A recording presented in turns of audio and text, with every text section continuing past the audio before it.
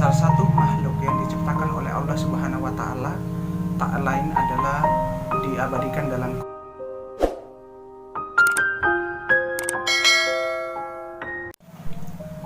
Assalamualaikum warahmatullahi wabarakatuh. Allah Subhanahu wa taala menciptakan makhluknya itu sangat bermanfaat. Tak satupun makhluk diciptakan dalam keadaan sia-sia. Salah satu makhluk yang diciptakan oleh Allah Subhanahu wa taala tak lain adalah diabadikan dalam Quran surah An-Nahl yang artinya itu tentang lebah. Apa yang bisa kita petik dari ciptaan Allah yang satu ini? Kalau kita mengkaji, berpikir, mentadabburi ayat suci Al-Quran secara mendalam, ada hikmah yang bisa dipetik dari setiap ciptaan yang Allah berikan. Contohnya lebah. Lebah ada beberapa manfaat yang perlu kita kaji. Yang pertama, sifat lebah itu selalu memakan sari bunga. Lebah tidak pernah salah sasaran mengonsumsi makanan yang lain, tapi lebah selalu menikmati sari bunga. Walaupun ditawarkan oleh makanan apapun, lebah tidak akan pernah mengambil hal itu, tapi ia tetap fokus. Makanan yang ia harus makan adalah sari bunga. Apa yang bisa kita petik tentang hal itu? Yang pertama, tawaran apapun makanan, jikalau kehalalannya tidak bagus, kemudian cara mendapatkan makanan itu tidak halal, maka kita wajib menolaknya. Seorang muslim yang ideal, yang paham tentang konteks agama, sepantasnya untuk memilih dan memilah apa yang hendak ia makan. Apakah halal secara material atau halal secara ketika ia mendapatkannya. Yang kedua, yang bisa kita petik dari lebah itu adalah lebah itu ketika ia memakan sari bunga, tetapi ia pula membantu menyuburkan bunga itu. Ketika ia mengonsumsi sari bunga, tujuannya sekaligus dia memberikan manfaat kepada bunga itu agar bunga itu subur. Kita sebagai makhluk yang baik, ketika kita mengambil sesuatu, maka kita harus memberikan manfaat juga kepada orang itu. Jangan seperti Ilagalogil ketika merampas hartamu di sebuah alam itu, kemudian kita tidak memperbaiki alam itu, padahal hartanya kita rampas.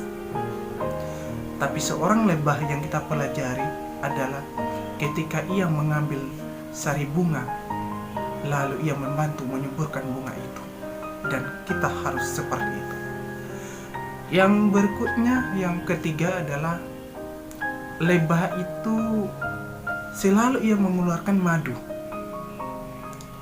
Madu punya manfaat yang sangat baik bagi kesehatan kita. Enak kita minum, bagus untuk tubuh kita. Itu salah satu sifat lebah. Ia selalu memberikan manfaat kepada yang lain.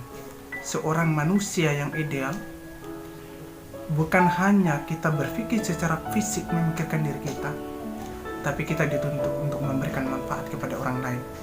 Karena sebaik-baik manusia adalah yang bermanfaat bagi orang di sekitarnya. Yang berikutnya itu adalah lebah itu kalau membuat sarang, dia itu minimalis, tapi mampu menampung madu yang begitu banyak. Kita begitu pula manusia. Kita harus merancang program kita dengan sebaik-baiknya. Kita harus rancang cita-cita kita dengan sebaik-baiknya. Kita berusaha sekuat tenaga, memanfaatkan waktu agar apa yang kita inginkan itu dapat kita capai dengan sebaik-baiknya. Yang berikutnya adalah lebah itu seperti hati.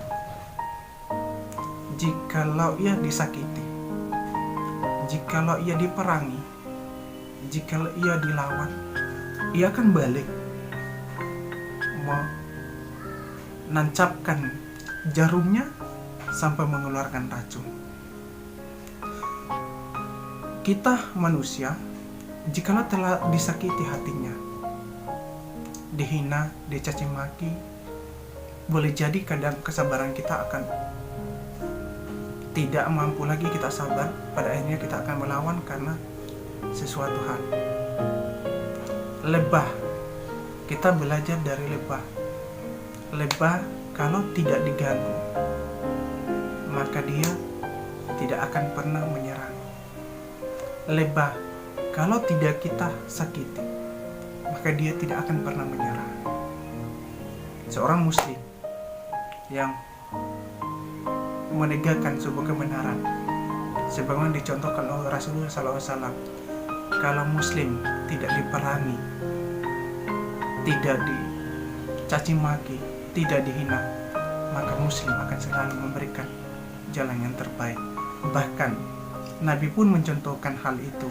Ketika ia dicaci maki, dihina, ia selalu memberikan siraman-siraman tentang kebaikan, yang menjadikan musuh sebagai kawannya, bukan menjadikan musuh sebagai musuh, apa menjadikan kawan sebagai musuh. Sekian dari saya. Assalamualaikum warahmatullahi wabarakatuh.